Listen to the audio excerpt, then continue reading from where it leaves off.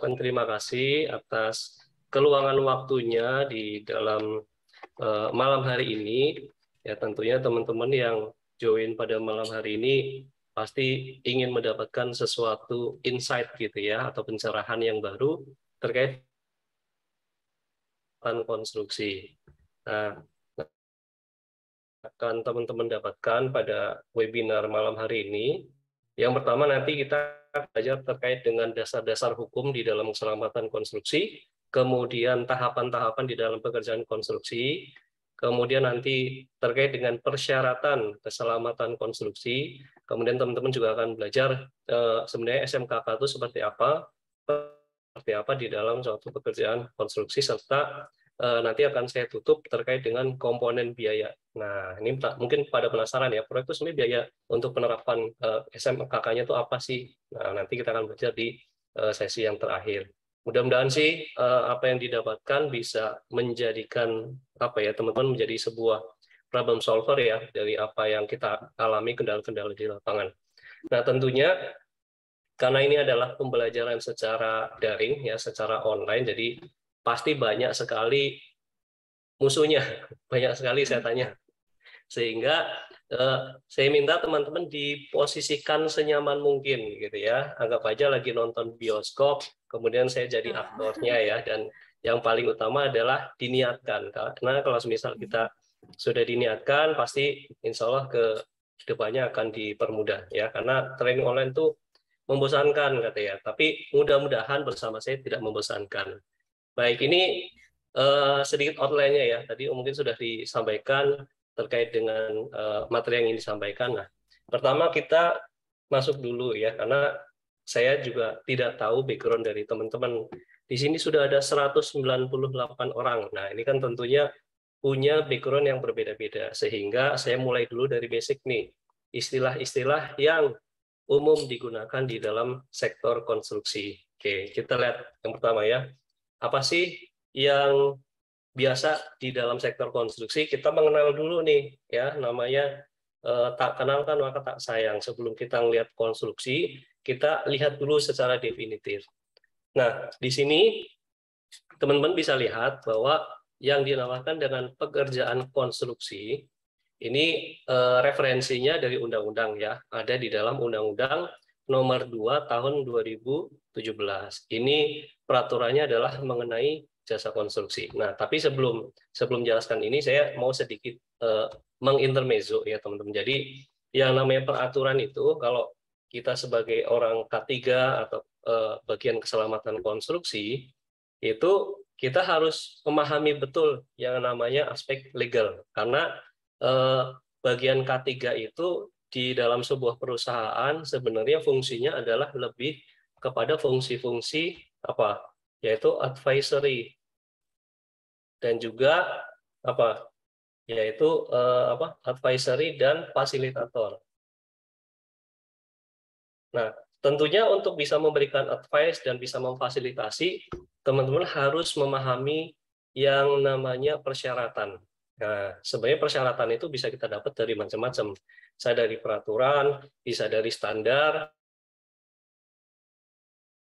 atau organisasi, berarti kita bisa mengacu pada standar operasional prosedur, baik itu level manual, SOP, WI, ataupun sampai ke level checklist. Nah, di peraturan sendiri, ya di undang-undang, kita mengenal ada hierarkinya. Ya, jadi hierarkinya itu bentuknya kurang lebih seperti ini. Jadi bentuknya seperti segitiga terbalik. Kenapa? Karena semakin ke bawah, itu lingkupnya semakin sempit. Gitu ya. Nah, yang paling tinggi kalau di peraturan kita, ini mungkin saya masukkan ke whiteboard aja ya. Jadi kalau di peraturan dasar peraturan itu yang paling tinggi itu kita kenal ada yang namanya Undang-Undang Dasar 45. Kemudian di bawah Undang-Undang Dasar itu ada undang-undang, kemudian di bawahnya ada peraturan pemerintah, kemudian di bawahnya lagi ada Perpres gitu ya, di bawahnya lagi ada Permen, kemudian di bawahnya lagi ada Kepmen ya. Kemudian ada Kepdirjen, sampai yang paling bawah itu adalah peraturan daerah atau Perda. Jadi apa yang bisa kita dapatkan? Jadi gini, ketika bicara peraturan semakin ke atas ya, maka isinya adalah akan semakin lebih general. Jadi dia bisa mencakup ke lingkup yang lebih luas. Nah, biasanya pada lingkup di peraturan menteri di sini ya. Nah, ini biasanya lingkupnya akan semakin kecil dan dia akan spesifik ke di kementerian yang terkait. Contohnya, ada peraturan menteri ketenagakerjaan ya, berarti dia lingkupnya di ketenagakerjaan. Tapi ketika masuk ke dalam bidang kesehatan, biasanya dia akan comply-nya adalah ke peraturan Menteri Kesehatan atau Permenkes. Nah, kembali lagi ke sini ya. Jadi ini ada undang-undang ya. Jadi ada undang-undang nomor 2 tahun 2017. Berarti ini lingkupnya cukup luas ya. Isinya adalah mengenai jasa konstruksi. Nah, di peraturan ini yang namanya pekerjaan konstruksi disebutkan bahwa dia merupakan keseluruhan atau sebagian. Jadi bisa pekerjaan secara lengkap satu proyek atau hanya mengerjakan bagian kecil saja. Misalnya ada proyek bangun gedung. Nah, ini ada pekerjaan yang hanya mengerjakan ngelas lampu misal atau masang lampu. Nah, itu juga sudah tetap dihitung sebagai pekerjaan konstruksi ya. Jadi keseluruhan atau sebagian. Nah, selama ini mungkin kita sebagai praktisi gitu ya atau mungkin akademisi berpikir bahwa pekerjaan konstruksi itu hanya membangun. Nah, ternyata menurut Undang-Undang 2017 ini nggak cuma membangun. Apa? Di sini ada pembangunan, ada pengoperasian, ada pemeliharaan, pembongkaran, dan revitalisasi atau pembangunan kembali. Jadi kalau teman-teman yang berpikir bahwa oh proyek itu cuma ya itu yang ada pagar proyeknya terus bangunannya belum jadi, enggak. Bahkan di dalam pabrik gitu ya, ada suatu set yang sudah beroperasi, kemudian akan ekspansi nih, melebarkan areanya, membangun kembali di situ ada bangunan baru, itu sebenarnya juga sudah masuk dalam lingkupnya konstruksi. Atau di dalam pabrik yang ada perbaikan pada mungkin ada platform yang karena sudah karatan mau diganti, itu sebenarnya juga masuk dalam lingkup pekerjaan konstruksi. Jadi konstruksi ini cukup luas ya teman-teman, tidak terpaku pada proyek yang baru dibangun, tapi ada pembangunan, pengoperasian, pemeliharaan, pembongkaran, dan pembangunan kembali. Nah, di dalam pekerjaan tadi tentunya ada pihak-pihak yang terkait, ya nggak? Nah, pihak-pihak yang terkait di dalam suatu pekerjaan konstruksi itu kita sebut sebagai jasa konstruksi atau jaskon, ya. Nah, jasa konstruksi sama ya, referensinya dari Undang-Undang Nomor 2 Tahun 2017 disebutkan yang namanya jasa konstruksi itu adalah pelayanan jasa konsultansi dan atau, jadi kata-kata dan atau berarti bisa salah satu atau bisa dua-duanya di dalam satu entitas atau satu perusahaan. Jasa konsultansi dan atau pekerjaan konstruksi, ya. Jadi tentunya kaitannya dengan konstruksi di sini ya. Jadi bisa yang namanya jasa konstruksi itu melayani atau memberikan servis. Oh, saya bisa membantu Bapak di dalam menyusun suatu dokumen RKK semisal. Nah, itu disebut sebagai layanan jasa konsultansi. Tapi kalau semisal ada suatu kontraktor yang memberikan pelayanan membangun suatu gedung, nah itu disebut sebagai pekerjaan konstruksi. Tapi bisa juga, contoh kayak kontraktor ya, misal Adikarya atau PT Waskita. Nah itu sebenarnya dia double, konsultansi iya, pekerjaan juga iya. Kan tentunya kan owner pasti nanyain ini enaknya gimana ya. Nah ini sebenarnya dia juga menawarkan konsultansi juga di dalamnya. Jadi bisa dua-duanya. Nah jasa konstruksi ini kemudian dibedakan lagi teman-teman. Ada 3. Yang pertama, ini kita sebut sebagai pengguna jasa. Nah, teman-teman yang sebagai praktisi pasti lebih familiar dengan istilah project owner, ya. Nah, atau owner dari si proyek itu sendiri. Jadi, project owner ini adalah pemilik atau pemberi pekerjaan yang menggunakan layanan jasa konstruksi. Jadi dia nih saya punya modal, saya punya duit, kemudian saya pakai jasa orang-orang atau entitas-entitas tadi. Ya, jadi pengguna jasa ini adalah ownernya. Kemudian di bawah pengguna jasa ada yang disebut sebagai penyedia jasa. Ini yang kedua. Jadi penyedia jasa adalah mereka yang memberikan layanan jasa konstruksi, entah dalam bentuk apapun, ya bisa konsultansi, bisa pekerjaan. Dalam hal ini kalau kita di lapangan biasa kita sebut sebagai bisa konsultan, ya bisa juga kontraktor. ya. Misal konsultan pengawas, konsultan perencana, konsultan perancangan, itu semuanya adalah penyedia jasa. Nah, di bawah penyedia jasa, biasanya kontraktor itu akan mensubkan lagi. Jadi ada pihak ketiga yang diikut sertakan untuk membantu pekerjaan ini. Karena pekerjaannya kan biasanya kompleks, kemudian butuh banyak pikiran, ya, butuh banyak kepala untuk bantu mikir. Nah, makanya di bawah penyedia jasa ada sub penyedia jasa, ya, atau kita biasa kenal sebagai subkontraktor, ya. Nah, jadi subkontraktor ini adalah pemberi layanan jasa konstruksi kepada si penyedia jasa. Ya, jadi ini yang memberikan pelayanan ke penyedia jasa memberikan layanan ke pengguna jasa. Nah, bicara masalah jasa konstruksi, tentunya untuk dapat menjalankan yang namanya pekerjaan itu supaya menghasilkan suatu produk yang sustainable, kemudian hasilnya bagus, tidak ada defect dan sebagainya, maka menurut, nah ini beda lagi peraturannya. Di dalam peraturan Menteri PUPR nomor 10 tahun 2021 ada yang disebut sebagai keselamatan konstruksi. Nah, ini definisinya teman-teman harus paham benar-benar nih. Ya, jangan asal ini nih. Kalau menurut Permen PUPR nomor 10 tahun 2021, keselamatan konstruksi ini adalah disebutkan sebagai suatu kegiatan, ya, yang bersifat keteknikan. Nah, yang dimaksud dengan kegiatan ini berarti sesuatu yang konkret. Ada apa? Ya, ada konkret, ada kegiatannya, ada buktinya, ya. Kemudian sifatnya teknikal, ya. Nah, kegiatan yang dilakukan tadi tujuannya adalah untuk mendukung pekerjaan konstruksi di dalam pemenuhan standar. Nah, kalau teman-teman melihat di dalam Permen PUPR nomor 10 tahun 2021, kata-kata standar ini artinya apa sih? Ya, kalau misal teman-teman pernah belajar tentang ISO, yang dimaksud dengan standar ini artinya adalah sama. Itulah kenapa kalau standar internasional ya kan namanya ISO, ya nggak?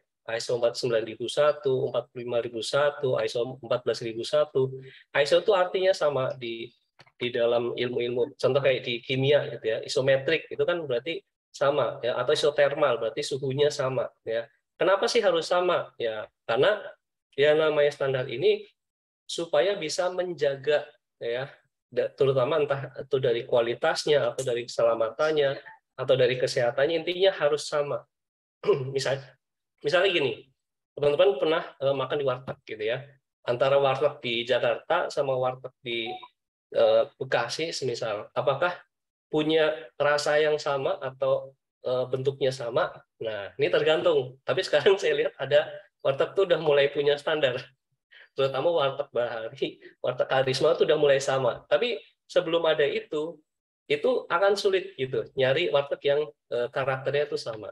Nah, tapi beda ketika kita makan di McD, betul ya? McD itu mau di Jakarta, mau di Surabaya, mau di manapun, bentuk-bentukannya hampir mirip-mirip atau sama, rasa juga sama, layout juga sama, warna, konsep desainnya juga sama. Nah, itu kenapa? Karena McD sudah menetapkan standar supaya memiliki kesamaan. Tentunya dengan adanya kesamaan ini akan lebih mudah untuk mengendalikan. Nah, di dalam konstruksi, standar yang dimaksud di sini, ini merupakan tanggung jawab dari siapa?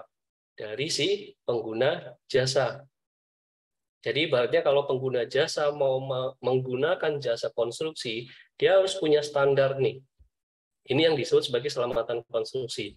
Standar terkait dengan apa? Ada aspek keamanan, keselamatan, kesehatan, dan juga dari sisi keberlanjutan.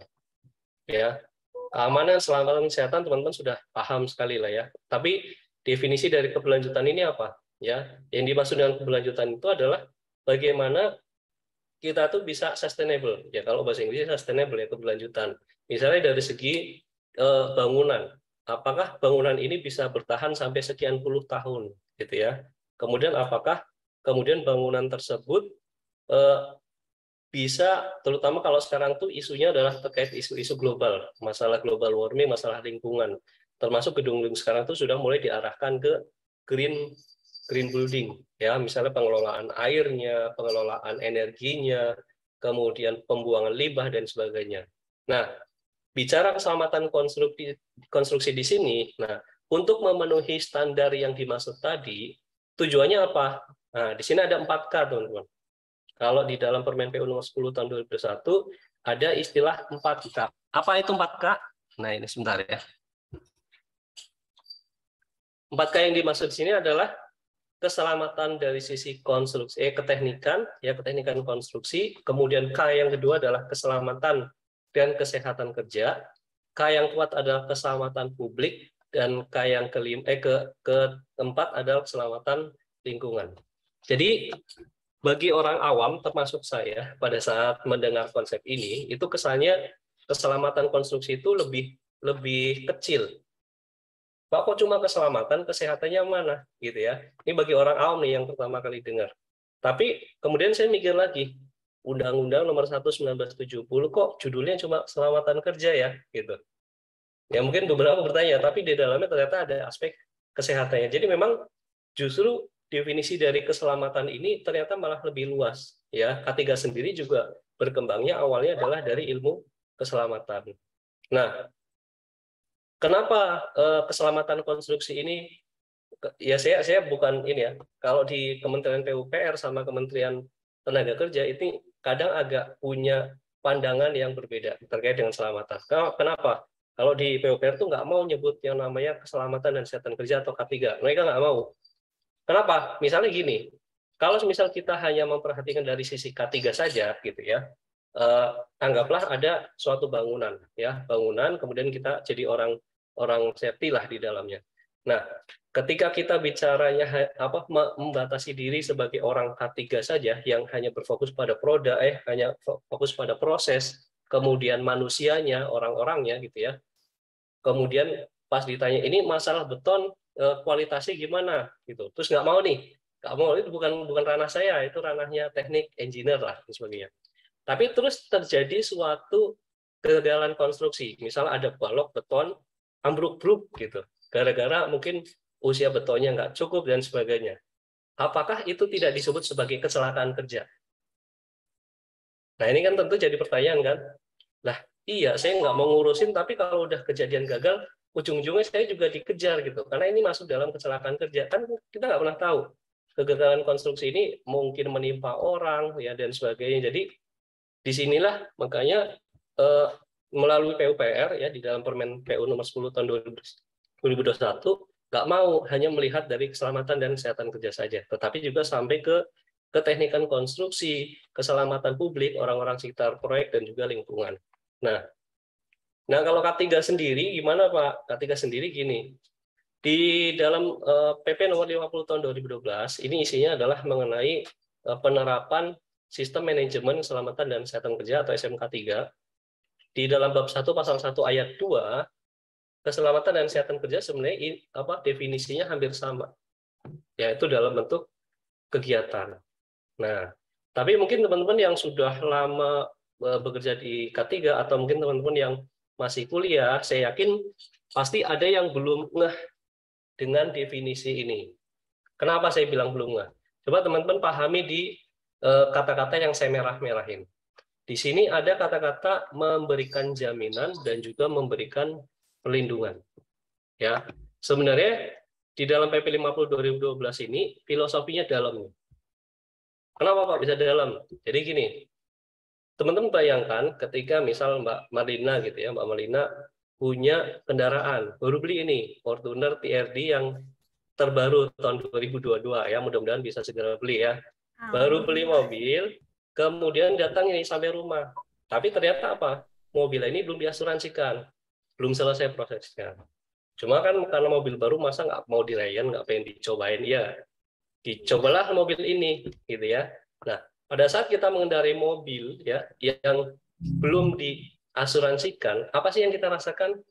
Pasti rasanya kayak, aduh, was-was gimana dong kalau misal nanti diserempet, ditabrak, ya nggak?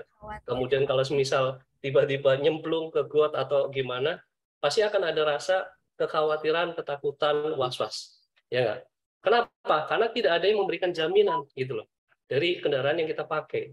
Nah, hal ini pun harusnya sama teman-teman. Ketika ada sebuah tempat kerja yang di dalamnya tidak bisa memberikan jaminan kepada tenaga kerjanya. Yang jelas tenaga kerja harusnya nggak nyaman dong, ya nggak? Merasa, aduh ini gimana nih? Anggaplah misal ya, saya kerja di satu tempat kerja, yang kemudian pada saat saya kerja, 2 bulan yang lalu itu ada namanya Pak Eko kecelakaan jatuh dari ketinggian. Bulan berikutnya, sebulan yang lalu ada Pak Abdul tuh kecemplung di dalam lubang galian. Waduh, ini seolah-olah kayak, duh, nanti jangan-jangan tinggal nunggu kocokan aja nih, nanti saya yang kecelakaan, kemudian dampaknya apa saya nggak pernah tahu. Kalau ada tempat kerja yang kayak gitu, apakah nyaman gitu? Ya kan? Karena tidak ada jaminan di dalamnya, ya itulah yang dirasakan. Jadi jangan sampai kita sebagai orang yang mengelola K3 di tempat kerja, kemudian kita memberikan suatu kesan yang apa ya, horor, kesan yang seolah-olah menakut-nakuti. Enggak seperti itu. Justru kita harus menyampaikan, Bapak Ibu gitu ya, di tempat kerja kita menerapkan K3, sebenarnya kita mau memberikan jaminan, kita melindungi gitu loh. Terhadap apa? Aspek dari sisi keselamatan dan juga kesehatan. Ya. Caranya macam-macam, yang jelas gini, kita harus bisa menyamakan ini ya, persepsi gitu. Nah, caranya bagaimana? Di sini disebutkan. Caranya adalah lebih kepada upaya-upaya yang bersifat pencegahan atau preventif. Ya. Tapi kemudian zaman sekarang konsep K3 semakin berkembang. Jadi kalau kita bicara stage of risk management gitu ya, ada yang disebut sebagai preventif, ada yang disebut sebagai reaktif, ada yang disebut sebagai rehabilitatif. Ya. Jadi sebenarnya tidak hanya pencegahan. Buktinya apa? Buktinya kalau zaman sekarang kita juga sudah mulai mengarahkan pada hal-hal yang bersifat reaktif. Contohnya apa? Kalau di tempat kerja teman-teman melakukan nggak yang namanya simulasi tanggap darurat? Ya kan? Apa sih sebenarnya tujuan kita melakukan simulasi tanggap darurat? Sebenarnya tujuannya adalah bagaimana kita bisa merespon ketika hal-hal yang bersifat emergensi ini terjadi. Benar nggak? Supaya ngerti step by step-nya tuh gimana, terlatih. Ibaratnya kalau orang nggak pernah dilatih ya, kalau kejadian beneran pasti kacau, chaos. Tapi pertanyaannya, apakah kegiatan emergency drill itu melakukan pencegahan atau mencegah bencana itu supaya tidak terjadi? Enggak kan? Tidak sama sekali. Ya, jadi yang kita lakukan itu lebih bersifat reaktif, hanya mengantisipasi bagaimana cara bertindaknya, tapi tidak mencegah bencana itu supaya tidak terjadi. Nah, termasuk juga selain reaktif, dari segi rehabilitatif juga kita sudah mulai mempersiapkan. Misalnya apa? Ketika ada suatu pabrik ya, suatu manufaktur yang dimaksud dengan rehabilitatif itu adalah apabila worst case-nya gitu ya, ada bencana kemudian itu terjadi, bagaimana kita bisa sesegera mungkin, secepat mungkin melakukan recovery. Jadi kalau misal tanpa persiapan itu ya, kalau ada kejadian buruk itu produksi kembali bisa 1 bulan. Bayangkan tidak produksi 1 bulan berapa kerugiannya, ya. Tapi kalau sudah mulai memikirkan aspek rehabilitatif, nah ini gimana caranya yang 1 bulan ini bisa dipres, ditekan, gitu loh, ya. Nah itu arah keselamatan dan kesehatan kerja. Dan di sini ada 2 goal ya, atau 2 sasaran yang ingin dicapai, yaitu ada dari segi kecelakaan ya, tidak ada yang kecelakaan, dan juga tidak adanya penyakit akibat kerja atau PHK. Saya yakin teman-teman sudah sangat familiar. Silakan bisa di googling aja apa itu kecelakaan dan apa itu penyakit akibat kerja ya. Nah, apa sih kemudian yang membedakan antara SMK 3 dan SMKK? Satu, secara dasar hukum kan tadi saya sudah sebutkan ya, hierarki di dalam regulasi. Yang paling tinggi Undang-Undang Dasar, di bawahnya ada undang-undang, ada peraturan pemerintah, peraturan presiden, baru peraturan menteri. Nah, kalau kita lihat sumbernya, kalau SMK 3 itu sumbernya dari peraturan pemerintah, sedangkan SMKK dari peraturan menteri.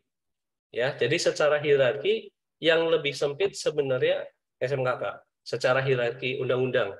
Jadi SMK 3 ini berlaku untuk semua sektor, tambang, migas, konstruksi, ya, petrokimia, perkeretaapian, ya, kemudian termasuk juga di dalam manufaktur, semuanya wajib.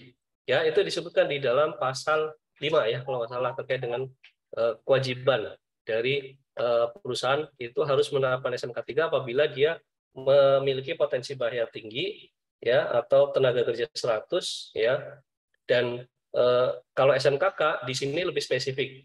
Jadi kalau kita lihat secara definisinya, ya, SMK 3 itu adalah bagian dari sistem manajemen perusahaan secara keseluruhan. Nah, kata-kata ini yang harus digarisbawahi, teman-teman.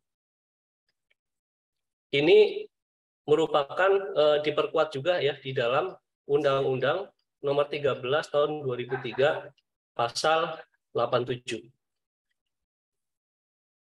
Nah, silakan teman-teman lihat di dalam Undang-Undang 13 Tahun 2003 Pasal 87 itu disebutkan apa? Yang namanya sistem manajemen K3 itu harus terintegrasi.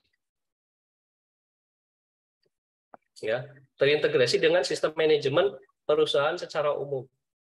Jadi jangan sampai salah kaprah gini. Biasanya orang yang baru di bidang K3 masuk ke seolah-olah K3 ini eksklusif, kemudian berdiri sendiri. Pada akhirnya apa ujung-ujungnya? Orang K3-nya ngebangun sistem sendiri, bikin planning sendiri, lakuin sendiri, evaluasi sendiri gitu. Ya, yang lain tuh kayak nggak ada kaitannya. Nah, ini sebenarnya kurang tepat. Apa sih yang dimaksud dengan integrasi? Saya misalkan gini. Saya bagian admin finance misal, masuk di dalam suatu perusahaan, ya. Ketika saya bagian finance nih, keuangan, masuk dalam perusahaan, apakah ketika saya masuk harus memahami bagaimana cara melakukan pembelian atau misal permintaan pengadaan barang? Perlu tahu nggak? Pasti perlu tahu, ya nggak? Kemudian harus tahu nggak yang namanya bidang terkait dengan sumber daya manusia. Bagaimana saya mendapatkan pelatihan, bagaimana saya meningkatkan karir, dan lain sebagainya. Pasti harus tahu dong, ya nggak? Tapi apakah itu bidangnya? Kan enggak. Ya kan? Atau orang bagian teknik, masuk dalam satu tempat kerja, harus tahu nggak tentang cara misal klaim, ya, untuk reimbursement. Nah, itu kan sistemnya dari keuangan. Tapi kenapa orang teknik harus belajar? Karena itu yang disebut sebagai integrasi gitu loh. KPJJ apa ada KPJJ? Ya, kalau misal di dalam tempat kerja sama harusnya. Misalnya gini, ada bagian finance sekalipun ya masuk ke dalam satu tempat kerja. Kalau SMK 3-nya itu terintegrasi, berarti orang finance juga harus tahu bagaimana cara menilai risiko di dalam satu tempat kerja. Kemudian kegiatan apa yang harus dilakukan, misalnya ada toolbox meeting, ada safety talk. Jadi harus ikut meskipun orang finance gitu. Itu yang dimaksud dengan integrasi. Jangan mentang-mentang saya orang finance nggak ada urusannya sama lapangan, saya nggak mau ikut yang namanya toolbox meeting, ikut yang namanya safety talk dan lain sebagainya. Jangan sampai seperti itu. Itu namanya tidak terintegrasi. Nah, kalau SMKK gitu ya, di dalam Permen PUPR 10/2021, di sini disebutkan SMKK itu adalah bagian dari sistem manajemen pelaksanaan pekerjaan konstruksi untuk menjamin terwujudnya keselamatan konstruksi. Jadi di sini SMKK ini lebih kepada apa ya, yang menjadi petunjuk teknisnya lah. Ya, kalau SMK 3 bagian perusahaan yang fokusnya di sini, yaitu pengendalian risiko. Jadi kata-kata yang garis bawahi sebenarnya ini, ya, pengendalian risiko yang terkait dengan kegiatan kerja. Nah, goalnya ini aman, efisien, dan produktif. Ya, jadi teman-teman semoga bisa memahami apa sih yang membedakan antara SMK 3 dengan SMKK ini. Nah, berikutnya kita bicara perundangan dari sektor konstruksi ya, teman-teman. Di dalam konstruksi itu kaitannya tuh cukup banyak, ya. Yang namanya proyek itu pasti ada apa? Dari sisi manajemennya. Kemudian di situ ada peralatan-peralatan konstruksinya. Ada bicara masalah sistem manajemennya. Ngomongin masalah pekerjaan teknisnya. Ada pekerjaan di ketinggian, ada pekerjaan galian, pekerjaan sipil, dan sebagainya. Dan peraturan-peraturan yang terkait di sini masih sangat banyak. Nah, kalau yang saya sebutkan di sini, ini ada beberapa peraturan yang mungkin relate ya, dan saya yakin masih banyak lagi sebenarnya. Terkait dengan dasar-dasar K3, ini ada di dalam Undang-Undang Nomor 1 Tahun 1970. Ngomongin tenaga kerjanya, ini yang mengatur adalah Undang-Undang 13 2003. Jasa konstruksi ya secara apa besar itu di Nomor 2 Tahun 2017. Nah, kemudian ada pedomannya, jadi bahasanya petunjuk teknisnya lah. Itu diatur di dalam PP Nomor 14 Tahun 2021 ya. Kemudian tentang sistem manajemen K3 juga diatur di dalam PP 50 tahun 2012. Kemudian bicara masalah konstruksi ya secara umum ini ada di dalam Permenaker Nomor 1 tahun 1980. Ini sebenarnya salah satu hal yang menurut saya agak greget gitu ya. Kok kenapa sih nggak diupdate gitu. Jadi peraturan yang mengatur mengenai konstruksi itu usianya sudah 42 tahun, teman-teman. Bayangkan. Ya. Kalau Undang-Undang Nomor 1 Tahun 1970 ini 52 tahun. Tapi bagi saya ini masih lebih baik nggak diupdate nggak apa-apa dibandingkan dengan peraturan menteri ini. Kenapa? Karena kalau peraturan menteri itu kan mengaturnya teknis, ya kan? Mengaturnya hal-hal yang sifatnya lebih spesifik. Kalau di Undang-Undang 170, kenapa saya bilang boleh nanti, boleh sekarang gitu ya? Kenapa? Karena sebenarnya isi dari Undang-Undang 170 ini aja masih banyak yang belum paham atau masih banyak yang belum mendalami dengan baik isi dari Undang-Undang Nomor 1 Tahun 1970. Buktinya apa? Coba aja teman-teman gini. Kalau kita bicara K3 nih, coba deh tanyakan pada diri masing-masing. Teman-teman belajar K3 itu pertama kali umur berapa? Dengar K3 itu umur berapa? Anggaplah misal saya lahir 90, misalnya umur 17 lah, misal di 2000-an ya kan. Di 2000-an itu ya, berarti usia peraturan ini sudah 30 tahun lebih.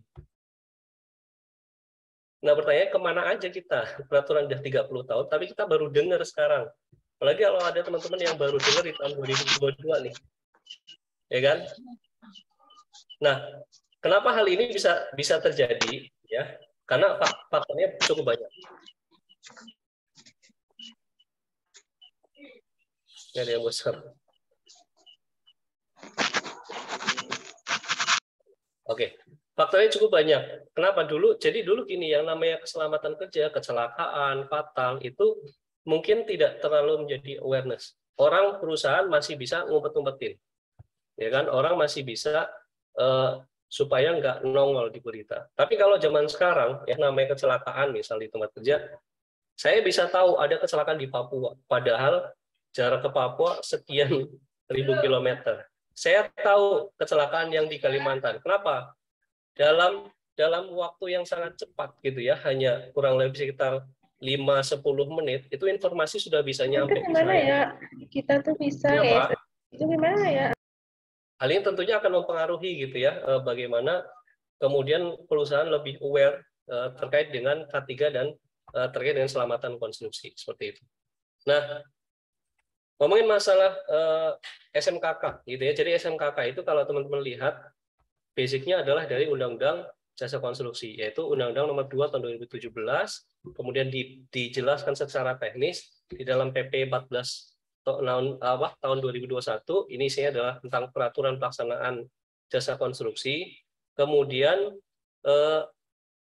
secara strukturnya itu sebenarnya hampir sama dengan PP 50 tahun 2012. Hanya dia menambahkan beberapa aspek-aspek teknis yang itu spesifik di konstruksi. Kenapa harus ada SMKK? Pertanyaannya kan gitu. Padahal udah ada SMK 3 nih, ya nggak? Nah, jadi SMKK ini menambahkan, jadi komplement dari PP 50 2012. Kenapa nggak pakai PP 50 2012 aja?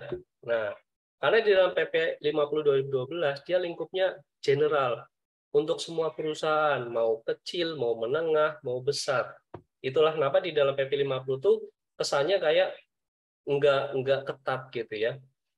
Dan di situ juga ada pembagian kriteria, ada 64, ada 144, ada 166. Tujuannya buat apa itu? Karena dia lingkupnya lebih besar, jadi dia nggak bisa benar-benar ideal.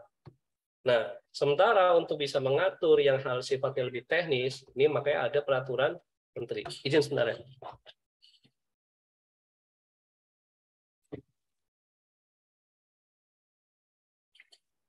Nah, peraturan menteri ini termasuk juga mengatur di situ banyak. Salah satunya adalah biaya yang itu tidak mungkin diatur di dalam peraturan pemerintah, gitu ya. Nah, peraturan-peraturan lain apa? Di sini kita mengenal ya, selain jasa konstruksi, ini juga ada terkait dengan cipta kerja di dalam Undang-Undang Nomor 11 Tahun 2020. Jadi, yang namanya pengembangan standar keamanan, nah ini juga wajib dilakukan di dalam jasa konstruksi. Kemudian, kalau di PP 14 2021 yang terkait dengan keselamatan konstruksi, itu dimulai dari pasal 84. Ya, jadi kalau teman-teman yang pengen mendalami ini silahkan catat ya, catat baik-baik di catatannya. Kalau pengen melihat secara detail, buka PP 14 tahun 2021, kemudian langsung di skip ke pasal 84. Itu mulai 84A, 84B sampai ke 84F. Itu semua terkait dengan urutan-urutan SMKK. Jadi di dalam pasal 84 ini terkait dengan biaya penerapan untuk sistem manajemen keselamatan konstruksi, ini masuk ke dalam daftar kuantitas dan harga. Dan juga nanti biaya-biaya terkait dengan SMK itu ada 9 komponen. Nah, ini mungkin teman-teman pada penasaran nih. Apa aja nih 9 komponen ini gitu ya. Nanti kita pelajari di sesi akhir.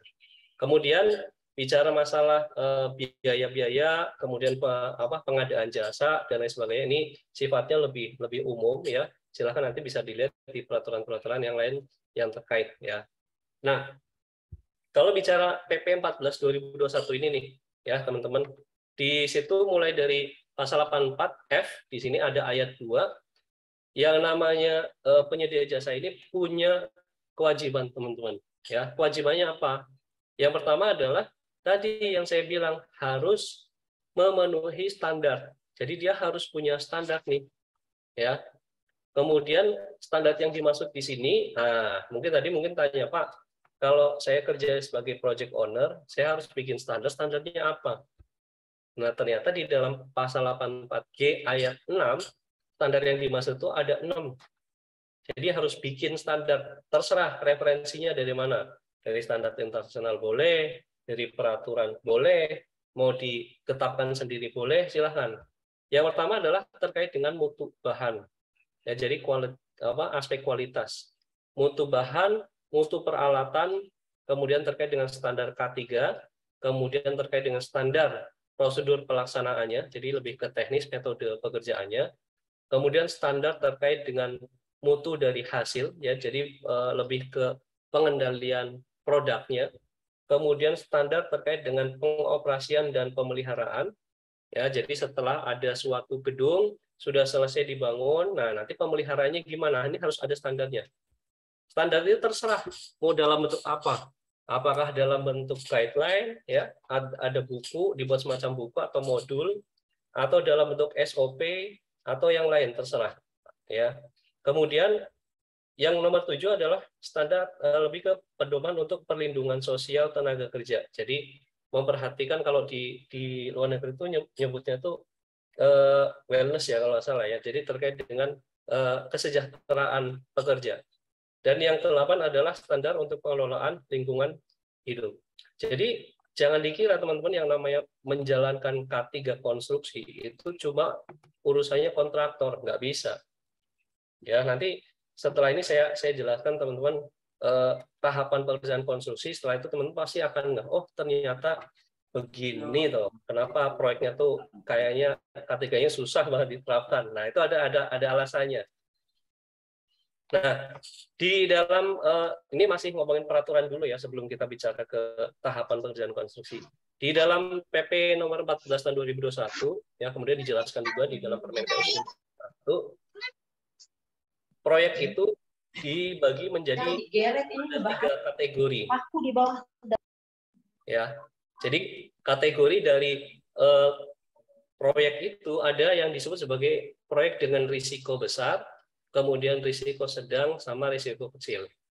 Jadi yang dinamakan dengan risiko besar itu berarti ada beberapa kriteria. Salah satunya dari segi risikonya itu sifatnya tinggi. Ya, misal dapat menimbulkan kematian, atau dapat menimbulkan suatu cemaran yang besar, atau bisa menimbulkan suatu ledakan atau kebakaran, itu bersifat bahaya tinggi. Kemudian ya, yang sama aku Zoom HP sama sekali orang. kemudian umumnya nilai HPS-nya itu di atas dari 100 miliar. Ini kalau untuk risiko besar. Kemudian jumlah tenaga kerjanya lebih dari 100, menggunakan pesawat angkat-angkut, ya. Kemudian metodenya mungkin ada yang terkait dengan peledakan atau dapat menyebabkan ledakan dan juga penggunaan teknologi tinggi.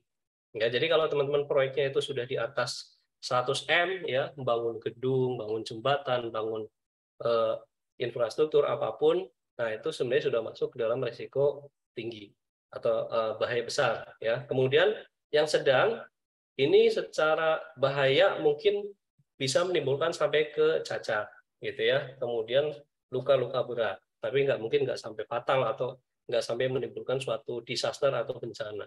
Nilai HPS-nya kisaran antara 10 M sampai 100 M. Ini berdasarkan PP 14 tahun 2021 ya. Kemudian jumlah tenaga kerjanya masih kurang dari 100. Nah, kemudian teknologinya media. Misalnya kalau di teknologi tinggi kan kita pakai passenger hoist nih atau passenger lift misal. Nah, itu kan tinggi. Nah, ini mungkin masih menggunakan scaffolding ya. Jadi dia teknologinya media, belum yang level tinggi. Kalau yang kecil ini biasanya kurang dari 10 M. Jadi umumnya proyek-proyek perumahan lah yang kecil-kecil, kemudian teknologinya sederhana. Mungkin kalau semisal pengecoran masih pakai kayu, pakai dolken, kemudian pekerjaannya yang nggak terlalu berisiko lah. Paling tinggi mungkin hanya 2 lantai. Nah, itu sebagai masuk dalam kategori risiko bahaya rendah. Nah, dari sini kemudian tentunya antara risiko yang besar, sedang, dan kecil tentu punya persyaratan yang berbeda-beda. Ya, nanti kalau teman-teman buka di dalam PP 14 2021, untuk yang risiko-risiko besar ini syaratnya banyak. Salah satunya harus menyediakan ahli keselamatan konstruksi level utama, madya sama muda. Ya, kalau yang sedang nanti ada madya sama muda. Ya, kalau yang kecil cukup mudah. Nanti ada di dalam PP 14 2021. Makanya tadi saya bilang webinar ini hanya membuka trigger saja, ya. Jadi supaya teman-teman semakin penasaran, curious gitu ya. Jadi langsung ke sumbernya, langsung dibuka. Oh ternyata begini, oh ternyata begini, gitu ya. Nah, sekarang kita masuk ke tahapan pekerjaan konstruksi. Jadi kita bicara masalah urutan gitu ya, tahapan di dalam suatu pekerjaan konstruksi. Saya nyebut teman-teman di sini ada yang namanya tahapan hulu sama tahapan pada hilir. Ya. Sama kayak di migas. Migas itu ada migas hulu, ada migas hilir ya. Hulu itu yang di bagian apa pertambangannya nyedot ya di offshore, hilirnya mungkin di dalam pengelolaan. Proyek juga sama teman-teman. Hulu ini kita jarang terjun kecuali teman-teman yang memang berpengalaman di konsultan. Biasanya kalau konsultan biasanya lebih tahu. Nah, apa sih tahapan yang di tahapan hulu ini? Yang pertama kita sebut sebagai kajian dan perencanaan. Nah ya, jadi yang dimaksud dengan kajian perencanaan tuh gini, misalnya ya, saya mau bangun rumah nih, ya kan? Atau teman-teman mau bangun rumah, baru menikah, pengen punya rumah. Pasti punya pertimbangan dong, mau bangun rumah apakah di kota atau di desa, mau di darat, di laut atau di udara. Nggak ada di udara ya. Apakah mau di pantai atau di gunung, gitu ya. Kan mesti beda-beda, ada yang suka, saya sukanya pantai, pengen lihat sunset, gitu ya. Tapi bahaya tsunami, nggak jadi deh, saya nyari di gunung. Tapi di gunung ada gunung meletus, saya gimana dong? Jadi ada pertimbangan tadi. Nah, pertimbangan tadi itu tentunya harus dikaji. Ada jasa konsultan yang akan melihat, misalnya dia melihat dari aspek politik, ekonomi, sosial, ya, teknologi, kemudian environment, ya, dari lingkungannya. Nah, dari sana kemudian ini ya, pelakunya itu adalah dari owner atau pengguna dan juga konsultan pengkajian, ya. Nah, menurut PP 14 2021 tadi, sebenarnya pada tahapan kajian yang namanya konsultan kajian itu harus sudah merancang yang dimaksud dengan rancangan konseptual SMKK. Nah, ini kadang yang suka terlewat. Kalau beberapa ada yang tanya, Pak, rancangan konseptual SMKK seperti apa. Nah, dibuka tuh ada sublampiran A, B, C, D sampai K. Nah, ada formatnya sendiri di situ. Contohnya seperti apa ada di situ. Nanti silahkan dilihat. Rancangan konseptual SMKK ini dibuat jauh-jauh sebelum proyek itu berjalan. Nah, termasuk kalau dari segi teknikalnya biasanya di dalam kajian ini akan menghasilkan yang namanya master plan biasanya. Ya, jadi akan ada gambar nih kalau saya bangun mall, balik modalnya tahun keberapa. Nah, itu yang ada di dalam master plan. Risikonya apa dan sebagainya. Nah, setelah itu ini kan baru konsep, ya.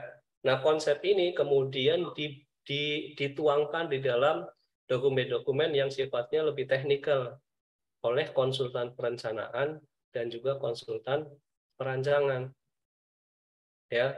Nah, konsep-konsep tadi kemudian dituangkan tuh ada rancangan konseptual, kemudian ada KAK, ada HPS, risk analysis dan biaya SMKK. Pada tahapan inilah teman-teman proyek itu akan ditetapkan berapa sih nilai kontraknya, ya. Jadi kalau ada gedung nih, nilai kontrak proyeknya berapa? 500 M. Itu gedung itu nilai kontraknya berapa? 100 M. Siapa sih yang menentukan ini? Konsultan perencanaan dan juga konsultan perancangan. Ya. Pengaruh nggak sih Pak bagian kajian perancangan ini terhadap pelaksanaan konstruksi? Saya permisalkan gini teman-teman. Ya, teman-teman yang mungkin sudah punya anak gitu ya. Nyuruh anaknya, "Dek, ini tolong Bapak belikan mie ya, mie instan 1 dus. Harganya 50.000. Tapi teman-teman kasih duitnya 20.000. Kira-kira bakal kebeli nggak mie instan 1 dus? Nggak kan? Ini sama gitu loh. Kalau misal di dalam perancangan konseptual ini tidak meng-capture masalah biaya yang dibutuhkan nantinya pada pelaksanaan proyek, ya nggak akan jalan gitu. Ya kan? Kemudian di sini ada yang namanya KAK. Apa sih KAK? Ya, bukan Kak Reza ya, bukan. KAK itu adalah kerangka acuan kerja. Jadi ketika owner akan memilih siapa vendor yang akan mengerjakan proyek ini, nah ini requirement-nya dituliskan, dibuatkan di dalam KAK. Misalnya, kontraktor harus memiliki pengalaman 10 tahun, punya tenaga ahli utama sipil atau struktur, punya ahli utama untuk keselamatan konstruksi, dan lain sebagainya. Itu ada di dalam KAK. Ya. Kemudian ada HPS. HPS ini juga sama. HPS itu ibaratnya nih, jadi HPS harga perkiraan sendiri ya, HPS. Jadi HPS itu misalnya ya, yang namanya kita kan mungkin tahu lah pernah ngeborong rumah apa perbaikan bikin pagar misalnya. Bikin pagar tuh biasanya pakainya acuannya berapa harga per meternya. Nah, itu yang dimaksud dengan HPS. Misalnya pagar per meternya 100.000, ya udah berarti HPS-nya 100.000. Cuma kalau misal ditanya 100.000 itu asalnya dari mana? Nah, ini yang biasanya masing-masing itu punya apa? Punya hitungan-hitungan sendiri. Apakah HPS ini nanti pengaruh ke pelaksanaan K3? Ini juga ngaruh. Ya. Kalau misal ini mungkin yang terjadi di lapangan ya, saya sering dapat cerita dari peserta pelatihan tuh nyampaikan gini, Pak, benar ya yang namanya HPS itu, misalnya konsultan bikin HPS nilainya sekian. Ternyata kalau kita breakdown Pak, waduh ternyata peralatan yang dipakai tuh enggak aktual dengan kondisi sekarang. Ya, misalnya ngebangun mau masang begisting untuk kira-kira dengan nilai segitu, ternyata masih pakai kayu Pak, pakai bambu semisal. Sementara pada saat dokumen tender dikirimkan, mintanya, oh saya maunya pakai scaffolding yang standar, yang metal, yang besi, yang ring lock ya. Ya nggak mungkin bisa kan, ya nggak?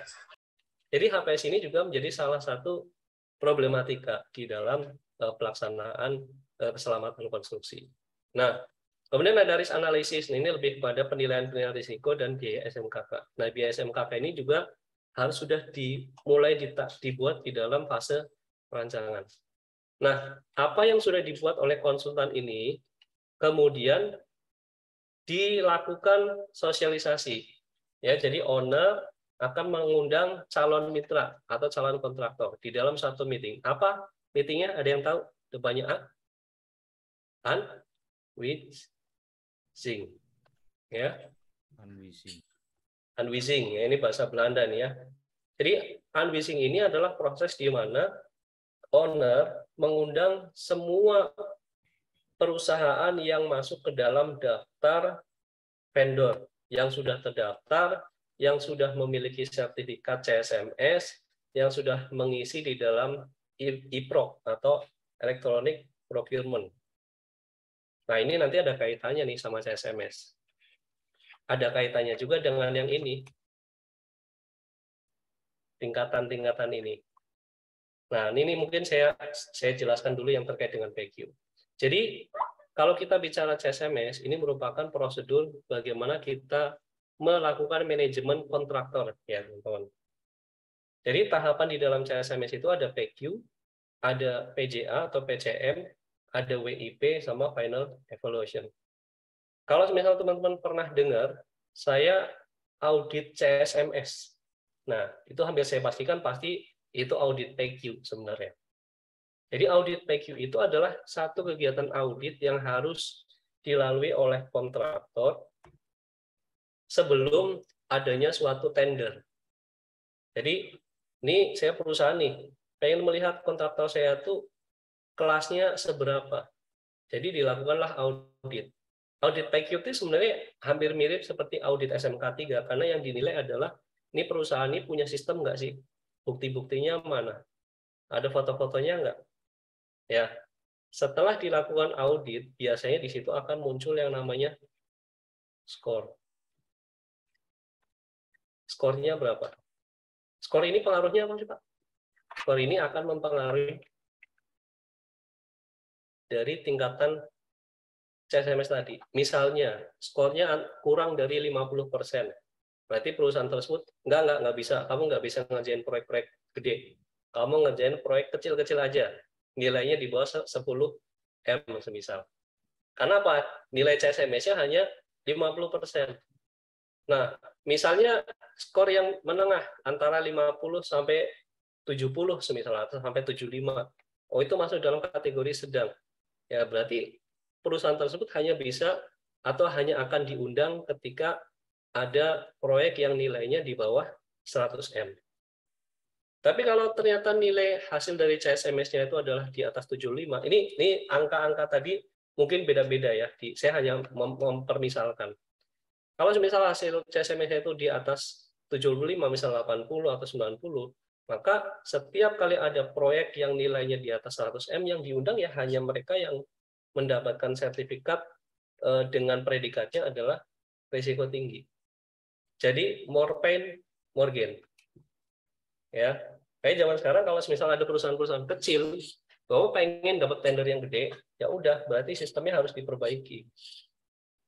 Setelah lolos CSMS, mereka akan dapat sertifikat. Ya, nah sertifikat inilah yang nanti kemudian diupload ke dalam e-proc. Supaya apa? Supaya perusahaannya masuk ke dalam list daftar vendor, gitu loh. Kalau misal nggak masuk list ya nggak bakal dapat undangan gitu loh, ya. Nah, disinilah setelah ada unwising, nanti owner itu akan menyampaikan, ini saya ada proyek, ini saya ada metodenya begini, gambarnya begini, konsepnya begini, ya. Biasanya menjelaskan tuh konsultan perancangan sama perencanaan. Nah, setelah itu kontraktor ada pertanyaan gini-gini, oke, semuanya udah terjawab, selesai meetingnya, mereka pulang kan. Nah, pulang itu mereka diberi waktu selama 1 minggu. Untuk apa? Untuk mereka menyusun yang namanya dokumen penawaran teknis, atau kita biasa sebut sebagai dokumen tender. Ya. Jadi bayangkan seminggu ngejar dokumen tender. Ada metodenya, gambarnya, dan lain sebagainya. Nah, lucunya pengalaman saya sebagai owner, harusnya PQ itu dilakukan sebelum tender itu atau unwising itu dilakukan, ini banyak terjadi malah sebaliknya. Sudah unwising baru rame masalah PQ. Jadi kadang lucu gitu. Pak, saya belum PQ, lah kok bisa ikut unwising? Ini biasanya kalau di perusahaan-perusahaan ini banyak yang terjadi miss semacam itu. Ya, jadi setelah mengirimkan dokumen penawaran teknis, ada juga HPS. Jadi ini HPS-nya adalah versi dari si kontraktornya. Ya, misalnya gini, menurut perencana ya ada satu rumah. Ini kalau bangun rumah ini butuh batu batanya 100 biji. Kontraktor melihat itu kan belum tentu sama, ya nggak? Bisa aja menurut kontraktor, Pak, nggak bisa 100 biji. Ada 120 biji, Pak, bata yang harus disediakan.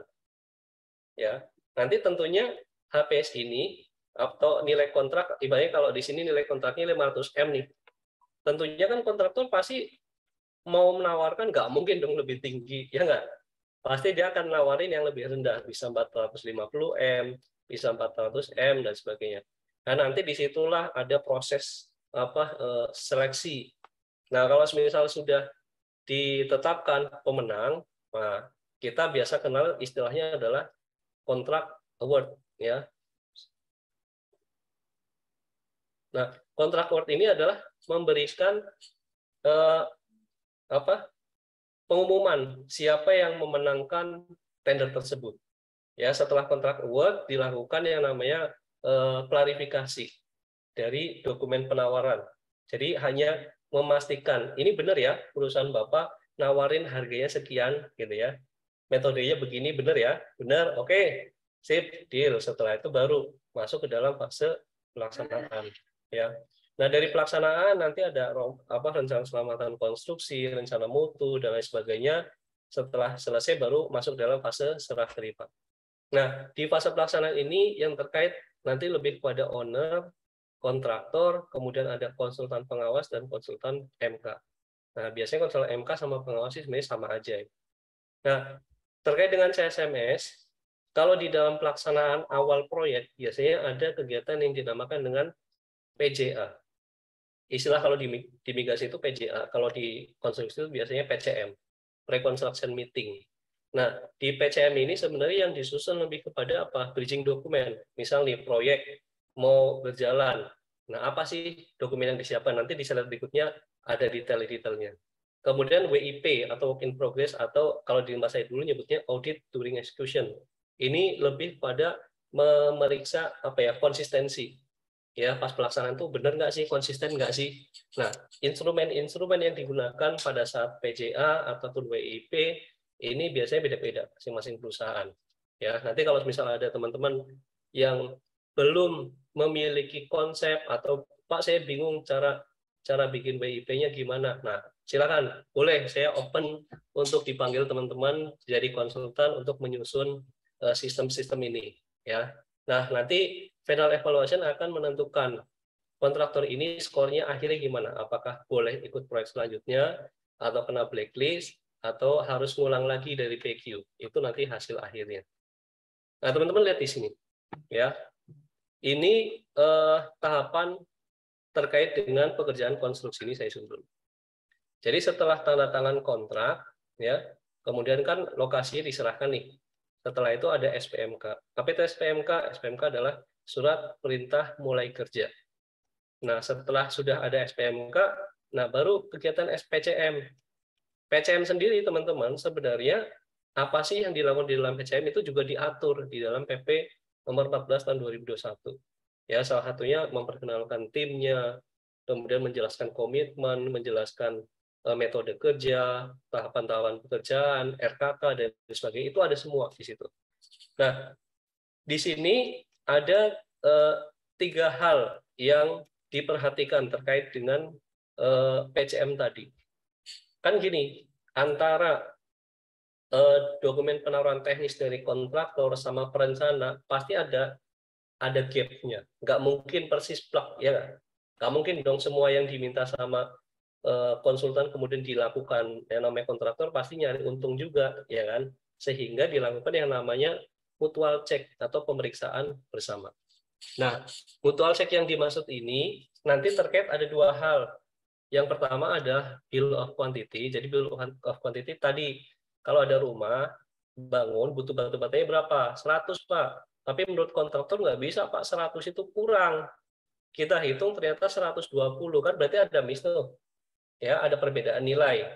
Nah, makanya dari perubahan bill of quantity tadi, dilakukan yang namanya contract change order. Ada perubahan kontrak di sana.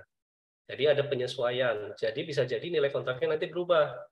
Nah, setelah ada contract change order, dilakukan mutual check awal, ya MC0 biasanya istilah yang digunakan. Nah, selain bill of quantity, terkait juga dengan gambar. Ya, misalnya kalau di apa namanya menurut perencana bentuknya burung elang nih, ya bentuknya kayak gini. Tapi versi kontrak nggak mau sih, nggak mau bentuk elang. Kita mengajukan bentuknya Garuda misal supaya lebih nasionalis, kan berarti beda tuh, ya kan? Nah, karena perbedaan itu tentunya harus mendapat persetujuan. Ownernya mau nggak bentuk Garuda, gitu loh. Makanya ada sama kontrak change order juga, kemudian dicek bareng-bareng. Setelah itu ada addendum, kontraknya nanti ada perubahan. Ya, jadi sebenarnya PCM ini nggak mungkin sehari, teman-teman. Nggak mungkin sehari. Kenapa? Karena banyak sekali yang dibahas. Ini dari segi kontrak ya, volume kontrak. Dari segi teknis, bicara juga masalah rencana pelaksanaan. Ya, jadi misal metode kerja yang mau dipakai. Kalau di proyek itu kita mengenal ada yang disebut sebagai work breakdown structure atau WBS. Jadi WBS itu adalah penjabaran dari proyek, diturunkan lagi ada tahapan-tahapannya apa, misal tahapan sipil, arsitek, finishing, baja dan sebagainya. Terus di breakdown lagi. Arsitek apa struktur apa? Ada pembesian, ya, ada begisting, ada pengecoran dan lain sebagainya. Jadi semua dituangkan di dalam suatu work breakdown structure. Jadi itu nanti kemudian harus ada metodenya. Ya, jadi proyek itu sampai segitunya, segitu panjangnya prosesnya. Setelah itu kira-kira di dalam PPT kick off meeting tadi itu ada yang namanya manpower planning, ya. Tenaga kerja yang terlibat itu siapa aja. Misal proyeknya selama 2 tahun, ya, 2 tahun nih. Bulan Januari berapa, bulan Februari berapa, Maret berapa dan sebagainya. Itu harus di breakdown.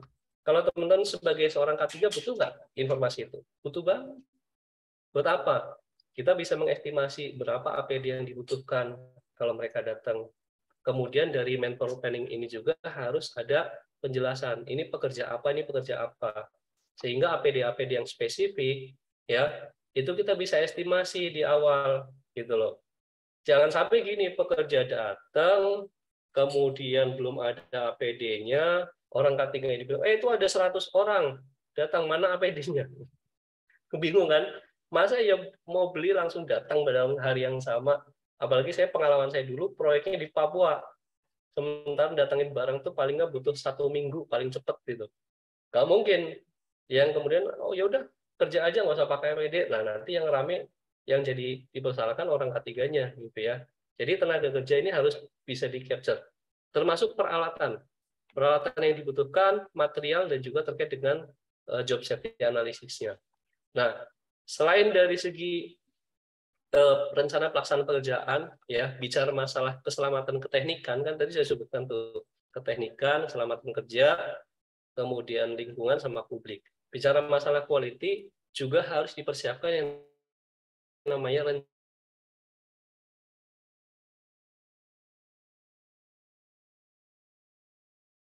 proyek gedung. Jadi seorang GIC ini harus bisa meng-capture apa sih pengujian kualitas yang akan dilakukan. Misalnya ada tes beton, ada tes selam, ada senkon dan lain sebagainya. Intinya rencana-rencana untuk pengujian itu harus sudah digambarkan di awal, ya. Nah, setelah itu semua baru dilakukan pemeriksaan oleh konsultan pengawas. Kalau memang itu sudah sesuai, baru pekerjaan tersebut bisa dilakukan. Nah, kalau pekerjaan sudah selesai, nah di dalam proses serah terima kita mengenal ada yang namanya PHO dan juga FAO. Ibaratnya gini, orang mau jualan, ya pasti ada yang namanya after sale service dong, ya nggak? Ya, beli apapun pasti ada after sale service lah, pelayanan setelah barang yang dijual gitu ya. Jadi yang namanya proyek itu dianggap selesai, progres 100% itu berdasarkan kurva S. Jadi kurva S itu antara rencana sama aktual, ya. Dan kurva S ini dilihat hanya berdasarkan dari kuantitas atau bentuk fisiknya. Cuma kan yang namanya fisik sudah jadi belum tentu 100% kan, kadang ada lecet-lecet, kadang ada repair-repair. Nah, kalau itu tetap dihitung selesai. Nah, untuk bisa menyelesaikan tadi, kalau ada yang repair-repair, makanya ada masa pemeliharaan. Nah, masa pemeliharaan ini tergantung kontrak, tapi biasanya kurang lebih sekitar 1 tahun. Ya. Nah, kalau masa pemeliharaan sudah selesai, setelah itu baru yang namanya final handover atau FHO. Nanti ada BAST di situ, ada berita acara serah terima. Termasuk juga gini, kalau ada kontraktor membangun suatu gedung, ada instalasinya juga, pihak owner ini biasanya juga akan diberikan training. Ya, misalnya membangun instalasi kebakaran. Kan di situ kan ada proses-prosesnya tuh. Nah, biasanya dari pihak owner akan diberikan fasilitas nih, saya training ya Pak, cara mengoperasikan proteksi kebakarannya seperti apa. Itu biasanya ditanggung oleh pihak kontraktor.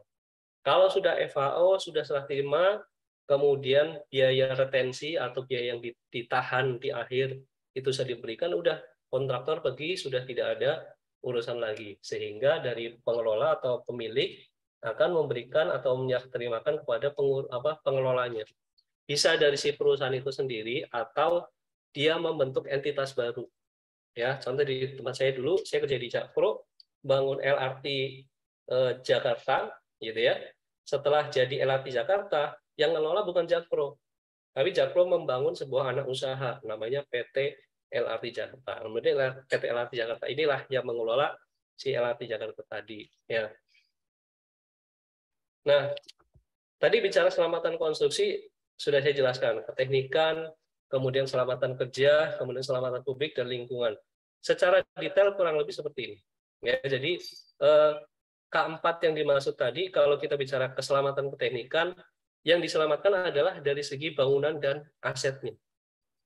Kalau kemudian dari segi peralatan dan juga material. Apa sih yang tidak diharapkan? Yaitu adanya kecelakaan secara teknis konstruksi. Ya, kalau K3 bicara masalah kecelakaan dan PAK, kalau dari segi lingkungan, bagaimana supaya tidak berdampak pada masyarakat di sekitarnya. Nah, untuk dapat menciptakan ini tidak mudah ya teman-teman, selain dari pihak penyedia memiliki atau membuat suatu standar, kita juga harus mengelola bagaimana di dalam proyek tersebut. Nah, salah satunya kita bisa melakukan atau menciptakan yang namanya budaya keselamatan. Jadi budaya itu gini teman-teman. Teman-teman mungkin tahu ya, antara orang Batak, ya, orang Sunda, orang Jawa pasti punya budaya yang berbeda-beda. Apa sih yang mempengaruhi? Yang mempengaruhi satu bisa dari segi demografis, ya, kalau di dataran tinggi sama di pantai pasti beda, ya, kesannya yang di pantai itu lebih panas, ya, mungkin lebih gampang emosi mungkin ya. Kalau yang di gunung lebih adem, makanya yang teman-teman yang dari Sunda, yang dari gunung-gunung kesannya lebih meneduhkan gitu katanya ya mungkin ya. Jadi termasuk juga mitos-mitos yang ada di dalamnya itu akan sangat mempengaruhi. Nah, tempat kerja juga sama teman-teman. Kalau misal dalam satu tempat kerja budayanya itu terbentuk, maka itu akan mempengaruhi siapapun yang masuk. Bahkan orang baru masuk ketika sudah tahu budayanya seperti ini, dia pasti akan ngikutin. Tapi orang sepintar apapun, secanggih apapun, masuk ke dalam suatu perusahaan, kemudian perusahaannya sistemnya buruk, jelek, gitu ya, nggak akan pengaruh apa-apa. Ya nggak? Jadi, makanya di sini kita harus membangun. Nah, ini saya ambil dari salah satu teori, yaitu James Risen di tahun 1997. Ada 5 tingkatan budaya yang disebut sebagai pathological, ada reaktif, ada kalkulatif, proaktif, dan juga generatif. Ya, yang dimana kalau kita bicara pathological, ini udah paling basic banget. Orang-orang tuh masih mengandalkan natural instingnya. Ya, mereka ibaratnya gini. Kalau misal saya pakai helm, ya udah kalau ada pengawasnya aja. Hanya untuk pantas-pantesan. Itu adalah di level pathological. Bahkan ketika ada kecelakaan, mereka masih menganggap, aduh, nggak apa-apa, hati-hati ya, besok ya. itu udah takdirnya gitu. Ada nggak yang seperti itu? Kalau di tempat kerja masih melihat kecelakaan, oh itu udah takdir ya, lain kali hati-hati. Itu masih basic sekali, masih pathological. Kalau naik ke reaktif, di sana sudah mulai ada ini fungsi jabatan-jabatan strukturalnya. Misal ada safety officer-nya atau ada safety manager-nya. Tapi yang mengelola, yang ngurusin K3, yang benar-benar concern ya cuma orang K3-nya saja. Di situ ciri-ciri reaktif itu ketika ada suatu kecelakaan, ini sudah mulai ada rencana supaya kecelakaan itu tidak berulang. Itu reaktif. Tapi hanya pada hal yang sudah terjadi. Misal, di satu proyek, ada orang jatuh dari kecelakaan, jatuh dari ketinggian. Kemudian, concern pada melihat gimana cari supaya orang nggak jatuh lagi. Tapi pada aspek yang lain, misal masalah elektrikal, itu dibiarkan bodo amat. Nunggu kejadian dulu. Itu di reaktif. Kalau di kalkulatif beda, ya. Ini levelnya lebih tinggi satu step tadi reaktif, kemudian masuk ke kalkulatif. Di kalkulatif sudah mulai menghitung, ya, sudah mulai melihat risiko-risiko apa yang akan terjadi di masa depan, sudah mulai dihitung, kemudian di ranking. Nah, biasanya perusahaan-perusahaan yang sudah diredisinya jalan, kemudian sudah melihat risiko-risiko tadi, biasanya lingkupnya di sini nih di kalkulatif, ya. Sebentar ya.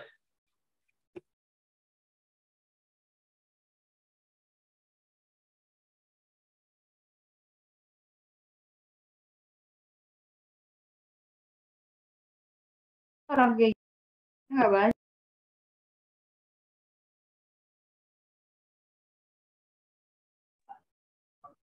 Sorry, kecabut ini. Ya, jadi kalau yang di atas kalkulatif ini ada yang namanya proaktif. Jadi proaktif ini orang-orangnya sudah punya jiwa-jiwa kepemimpinan. Orang-orangnya sudah mulai sadar, kemudian mereka sudah saling peduli, gitu ya. Dan istilah sistemnya itu sudah berjalan baik lah. Kalau di kalkulatif ini biasanya masih sebatas ya udah yang penting ada sistem, tapi belum benar-benar ditindaklanjuti. Kalau generatif ini orang-orang udah benar-benar merasa bahwa keselamatan itu adalah suatu kebanggaan bagi mereka. Nah, jadi sudah apa ya? Kalau mereka nggak ngikutin tuh kayak aduh ada yang kurang. Kemudian ciri-cirinya apa? Orang-orang yang ada di bawah ini banyak sekali memberikan masukan, memberikan inputan. Itu ada yang kurang, ini ada yang kurang. Jadi mereka saling peduli, ya. Ini sama nih kayak di Al-Qur'an juga sama. Harus saling ingat mengingatkan di dalam kebaikan, ya kan? Di surat Al-Asr ya, kalau salah.